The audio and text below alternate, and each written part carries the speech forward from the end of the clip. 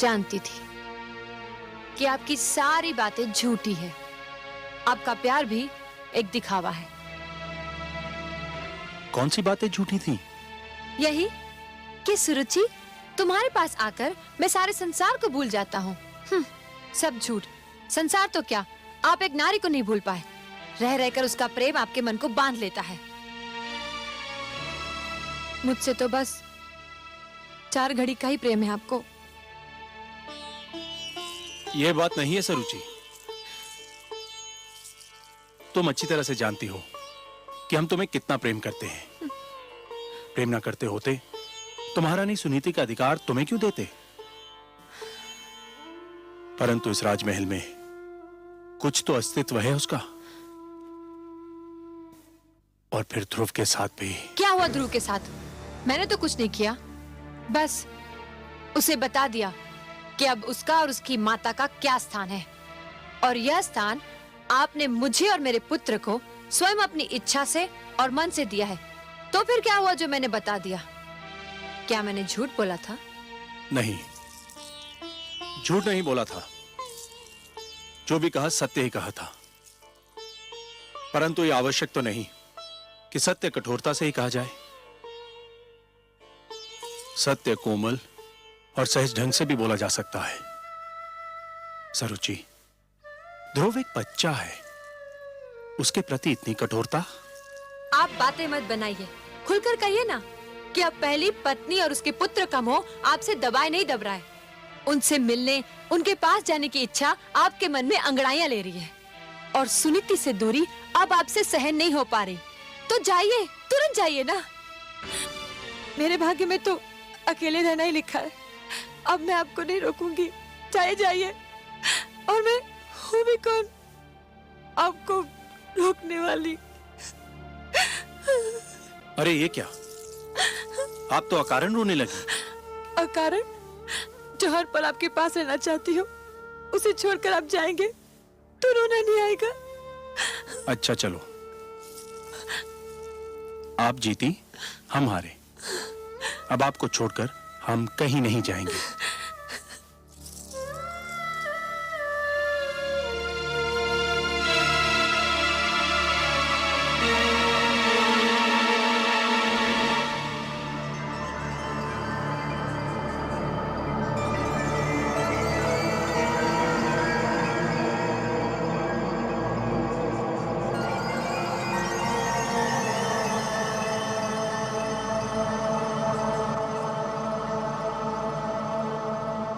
महाराज तेरी कोई सहायता नहीं कर सकते।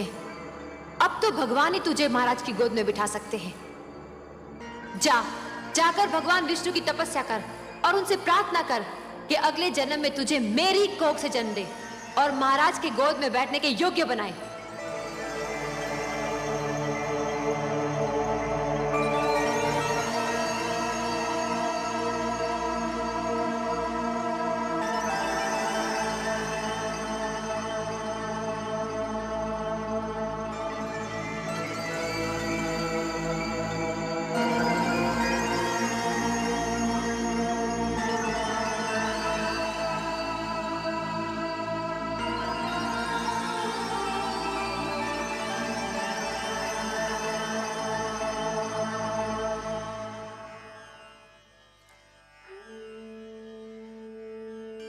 वो महाराजाओं के महाराज हैं, सम्राटों के सम्राट हैं, परम बलवान, सर्वशक्तिमान है।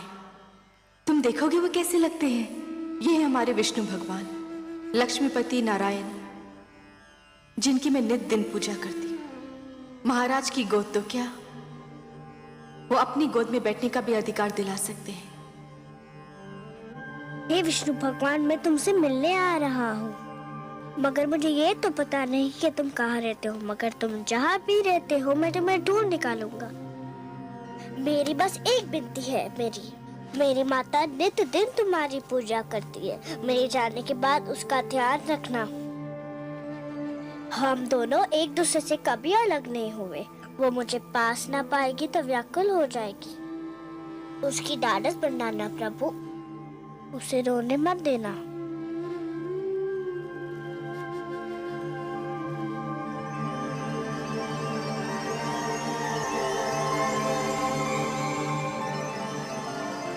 मैं तुम्हें सोता छोड़कर जा रहा हूँ, क्षमा कर देना मुझे। तुम जागती होती तो मुझे कभी ना जाने देती। पर देखो मुझे न पाकर व्याकुल मत होना। मैं भगवान विष्णु को ढूंढने जा रहा हूँ। वही तुम्हारा खोया हुआ स्थान दिलाएंगे और मुझे भी।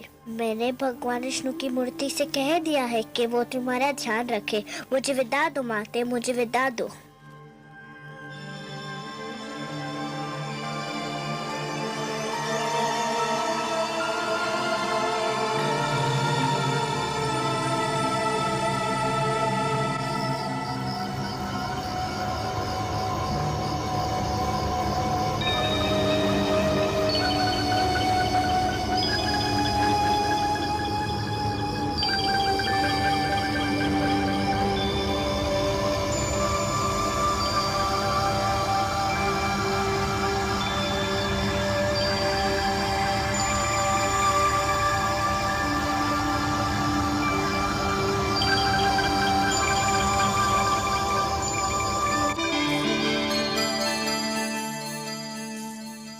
हे प्रभु, देखिए नन्हा ध्रुव रात्रि के अंधेरे में राजभवन को छोड़कर आपकी खोज में निकल गया है। हाँ देवी, वो अपने मन की लगन को दबा नहीं पाया। परंतु हे सर्वव्यापी, वो तो क्षीर सागर का मार्ग भी नहीं जानता। देवी, एक यात्री के लिए सबसे कठिन क्षण वो होता है जब वो किसी अनजान यात्रा के उद्देश्य से मार्ग पर प्रथम पग धरता है। फिर तो मार्ग में सहस्त्रों घने पेड़ मिल जाते हैं जो उसके पैरों तले शीतल छांव बिछाने को तैयार रहते हैं। फिर मार्गदर्शक भी मिल जाता है, और मार्गदर्शक तो गुरु होता है देवी। परंतु हे सर्वश्रेष्ठ, वो तो अभी एक बालक है। उसे इस यात्रा में कितना दुख झेलना पड़ेगा। महादेवी, बूंद जब किसी मेघ की गोद से निकलती है तो उसके मन में असंख्य आशंकाएं होती हैं। सोचती है कि उसका अंत क्या होगा।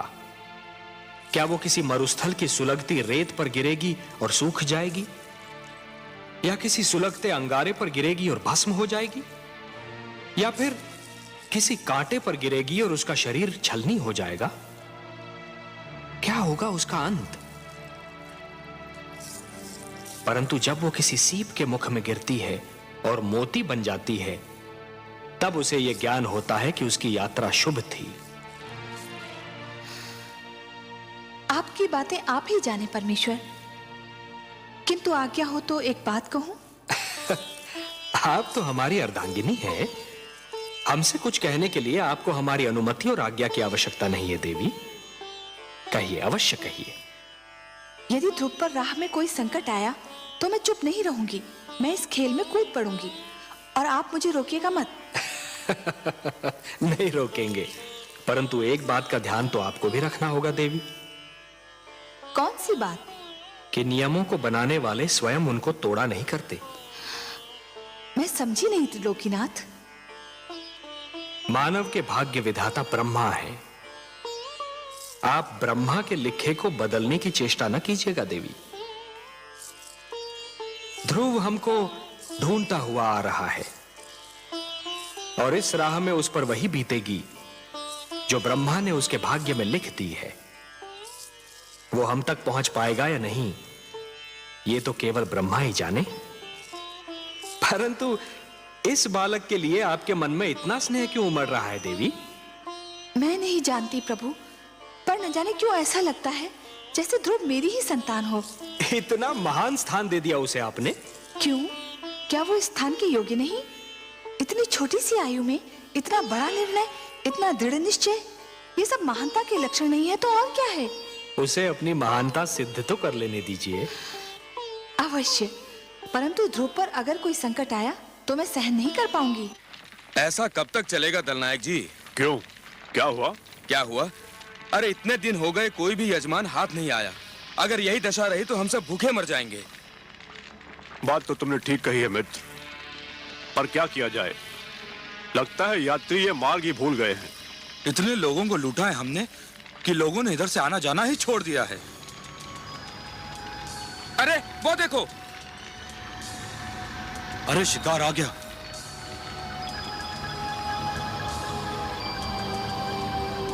वन देवता ने सुन ली हमारी। कोई बालक है? कोई भी हो, लगता धनी है। सारा शरीर गहनों से ढका है। गहने छीनकर ठिकाने लगा देंगे। गहने छीनने तक तो ठीक है, पर इतने छोटे बालक को मारना। मती मारी गई है तुम्हारी। यदि कोई राजकुमार हुआ तो इसे छोड़ दिया तो जाकर राजा की सेना ले आएगा और हम सब चुन चुन कर मार दिए जाएंगे। चलो।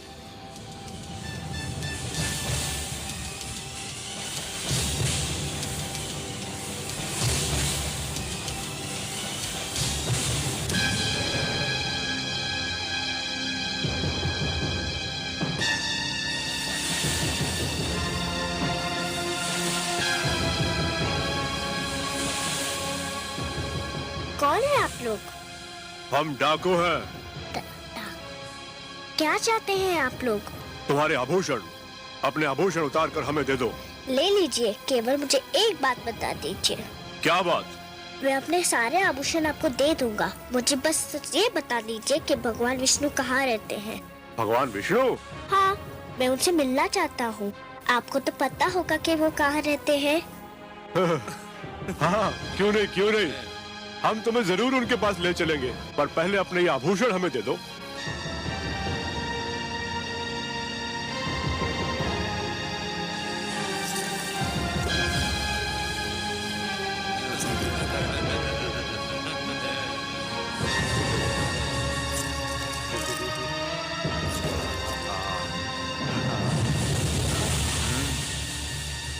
आओ हमारे साथ।